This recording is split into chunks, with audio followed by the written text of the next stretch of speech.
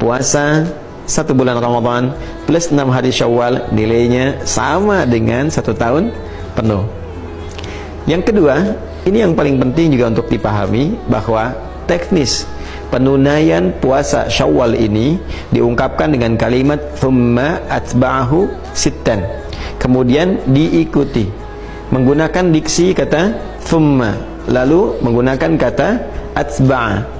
Ini memberikan kesan kepada kita bentuk umum dengan dua pemaknaan, bisa berurutan, bisa juga berselang.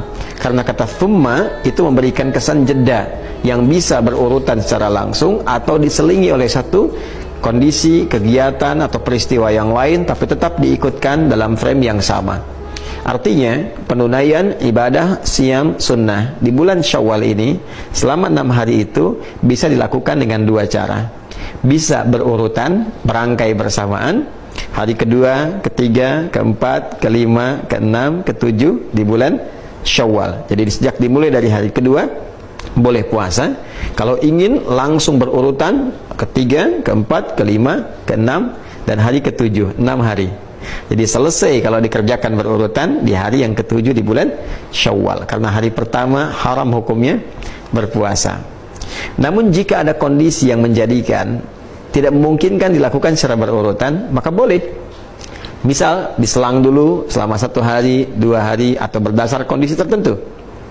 Boleh jadi hari kedua masih ada pertemuan keluarga, masih banyak hidangan-hidangan yang dipersembahkan, kadang kunjungan ada makanannya, maka sunnah yang terbaik adalah tidak berpuasa karena sedang suasana bahagia, kemudian dijamu, dan sunnahnya kita membatalkan makan bersama. Itu yang didahulukan. Nanti ada jeda-jeda berikutnya yang boleh jadi kegiatannya lebih longgar, lapang, tidak ada jamuan-jamuan tertentu, maka bisa dilakukan. Boleh, silahkan. Hari pertama misalnya kita tidak berpuasa, hari kedua kita mulai berpuasa, hari ketiga jeda misalnya, keempat jeda, kelima berpuasa. Yang penting ada bentangan waktu sebulan untuk ditempuh guna menyempurnakan 6 hari puasa Syawal ini. Yang ketiga, persoalan fikih yang juga tidak kalah penting. Bagaimana bila ada yang masih memiliki utang qadha? Biasanya kasus ini melekat kepada muslimah yang datang haidnya dalam masa Ramadan itu misalnya, yang kemudian menjadikan puasa Ramadannya mendapatkan kesempatan qadha, seperti dipesankan di Quran surah kedua Al-Baqarah ayat 184 itu. Maka jika bertemu qadha yang sifatnya wajib dengan yang Syawal yang sifatnya sunnah, adabnya didahulukan yang qadha. Memang betul qadha ini masanya lebih panjang, ada kurang lebih 11 bulan mendatang, dari mulai Syawal sampai bertemu nanti dengan bulan Sya'ban berikutnya.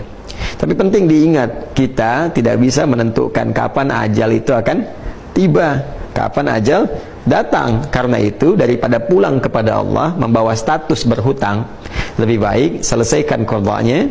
Kemudian setelah selesai qadha, baru kemudian kita memasuki puasa Syawal, menunaikan puasa Syawal dengan kadar waktu yang tersisa dan dilakukan ikhlas karena Allah Subhanahu wa taala. Bagaimana Ustadz kalau saya mengqadha dan tidak mendapati lagi sisa waktunya untuk Syawal? Maka tanamkan keinginan kuat untuk melakukannya. Dengan keinginan kuat itu, dengan harapan untuk bisa menunaikan, boleh jadi Allah berkenan memberikan pahala lebih dulu dengan niat yang ada, keinginan yang ada, sekalipun belum mendapati kesempatan untuk mengerjakannya. Ingat, kemuliaan dilihat oleh Allah Subhanahu wa taala pada kebeningan niat dan keadaan hatinya.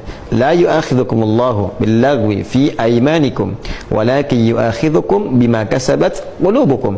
Bahkan dalam kasus akan dinilai sebagai hukuman pun, kata Allah, Allah tidak akan menghukum dari canda yang keluar karena refleks pada perilaku kalian, tapi apa yang diniatkan dari canda itu, apa yang diniatkan dari perbuatan itu yang mendapatkan penilaian di sisi Allah Subhanahu wa taala.